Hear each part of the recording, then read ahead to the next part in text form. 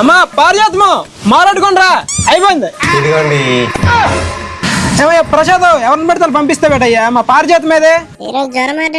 అలా కాదయ్యా మా పారిజాతం అయితే ఎలా కలపాలి, తడిగా పొడిగా కింద పెట్టాలా మీద పెట్టాలి అదే మాలు. ఇవాళ ఇలా 190 మాకు ఉన్నాయి మా మధ్య అండర్స్టాండింగ్. వీటితో నేనేం చేస్తాను అదేనయ్యా పని. ఏమయ్యా ఇంత పొడికి కలిపిస్తావు, తడికి కలుపుకొనరా. ఏమయ్యా ఓనరా టీ తీసుకురా. ఏమయ్యా మొత్తం నీళ్ళేస్తావు, కొంచెం మాలు కలుపుకొనరా. బాబు మాల్ కాలం అయిపోయింది బాబు. అయితే నువ్వు పని చేయి, అయితే ఆ రూమ్ లో ఉన్న బెడ్లు ఈ రూమ్ లోకి మార్చు, ఈ రూమ్ లో ఉన్న బెడ్లు ఆ రూమ్ లోకి మార్చు.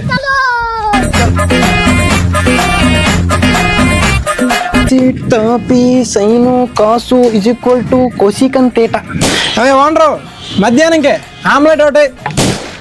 ఏమయ్యా మేస్త్రే కిటికీ ఏటి ఎక్కడ పెట్టావో? అదేనయ్యా కిటికీ ఉంటే దూరడానికి దూకడానికి చిచి గాలి వెయ్యడానికి రావడానికి చాలా సౌకర్యంగా ఉంటది. నీ సౌకర్యం కోసం అనండి. అయ్యా ఓనరు బూస్ట్ ఒకటి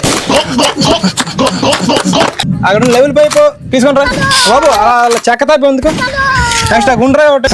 ఓకే అలా మొదలు తెచ్చిపోతా తీసుకురా. అరే ఆ బయట గుమ్మడి తవ్వే రా, నీకు ఈరోజు తడి పడిపోద్ది. అలా మోటార్ వేసి వాటర్ పెట్టిరా. ఏట్రా సూపు చెక్కెత్తను మళ్ళీ నిమ్మకాయ నీళ్ళు. ఓనరు ఈరోజు పని అయితే అయిపోయింది. మెట్ల ర్యాంప్ ఒకటి ఉంది, అది బయట పెట్టిద్దాము. చాలా సౌకర్యంగా ఉంటది, మీకు కూడా ప్లేస్ సెన్స్ కలిసి వస్తుంది. లోపల పెడితే అక్కడ ఇరుకైపోద్ది. మీ సౌకర్యం కోసము